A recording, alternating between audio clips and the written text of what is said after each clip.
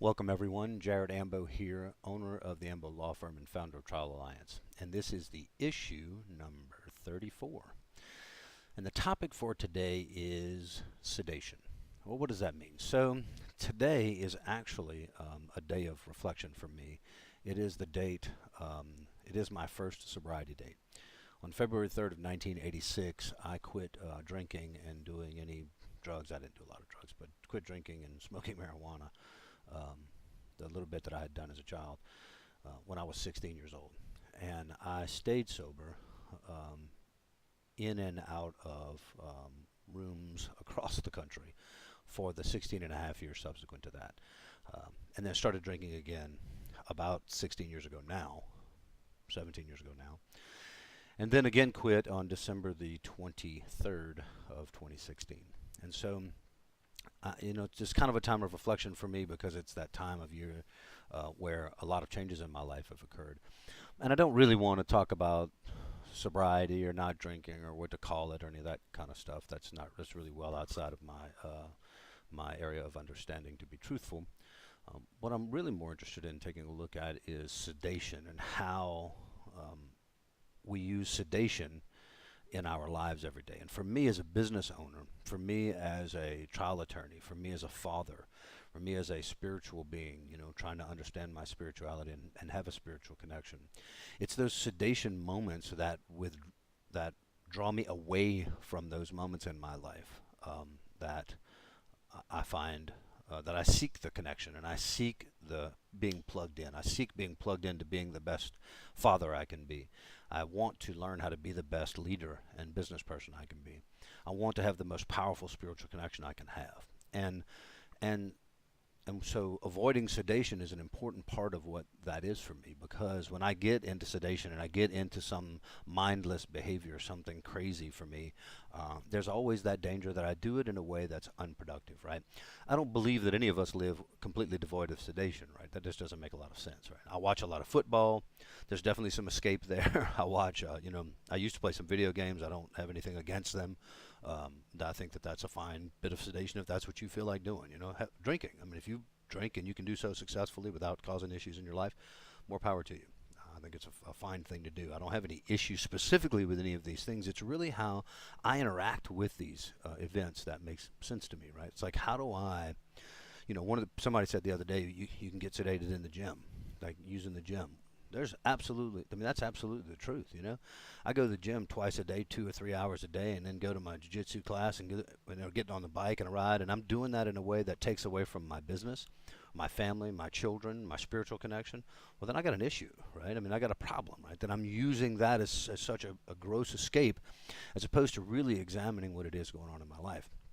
And this stuff comes to the fore right now for me because I start a very serious murder trial next week. And I'm a few days out, and the stress levels are going way, way up. I still have to run my business. I still have to be a father. I still have to be a husband. I still have to find a spiritual connection in the environment of this ultra heightened stress level, because here I am with this human being's life on the line, and it's on me to walk into that courtroom and seek justice and to find the best outcome here for my client, and see if we can find the truth and figure out what's going on. And so that in that environment, it's really easy for me to sedate. Super easy for me to take an escape, whether it be a pint of ice cream, or going to the gym 4 times, or go and get a massage, or whatever the case may be, right? Or drinking if I was drinking. I don't drink anymore, but drinking if I was drinking. Or watching some football, watching a ridiculously broken Super Bowl that is obviously based on a field of lies. And so, and so, to do any of those things, to me, it becomes counterproductive, right? But there's a larger thing happening. This is larger than just the moment. The truth of is that unplugging like that, unplugging under those circumstances, unplugging when my motivation is to escape from my life in a way that stops me from working on my life, that's when it becomes something I have to ask a question about, right? That's when I really have to look at it and say, well, is this an activity that I want to continue to participate in? You know, is this the kind of thing that's good for me? Is this supporting expansion in my life? Is this supporting me being better? Is this supporting me being a better father, better husband, a better leader, a better businessman? Is this supporting my body? That's a big one for me. Is this supporting my body? Is this supporting me weaponizing my body and feeling full of energy and powerful and having the ability to just to go for as long as I need to go, 15, 16, 18, 20 hours, whatever it takes this next couple of weeks during this jury trial? Can I do that and still remain sharp and still be on the money and still wake up and get it every morning and not having 30 extra pounds or 40 extra pounds or 50 extra pounds on my body is a big deal, right? Not feeling lethargic, not having my stomach hurt and feel like I got to go to the bathroom all day. I mean, I know these are crazy things, but these are the things that go on with me when I eat a ton of bread or I eat a bunch of ice cream or I do nonsensical things like overeat. So I get a meal that's good food and then I just eat so much I'm uncomfortable and I can hardly move. What am I doing? It's just the sedation of like the taste of stuff going into my mouth is absolutely crazy. And so when I think of these things today, I always or very often refer back to my lifelong struggle, my lifelong, difficult relationship with alcohol and drinking. I really haven't done drugs since I was 16 years old. I just never went back to that behavior. But again, that doesn't matter to me. I don't have any issue. I don't have any other than its illegality. I don't have any issue with people doing that.